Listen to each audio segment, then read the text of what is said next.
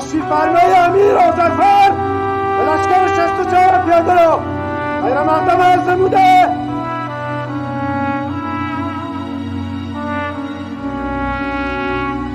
من افتخار میکنم قبل از اینکه مثلا درجه‌ای داشته باشم، امیری باشم یا چیزی باشم، یک سرباز ایرانی هستم که در جنگ تا آخرین لحظه کوشیدیم که آبرومند بشیم و هستیم.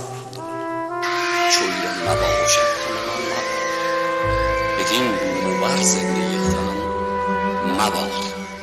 اگر سر به سر تن به کشتن دهیم، از آن به که میهن به دشمن دهیم.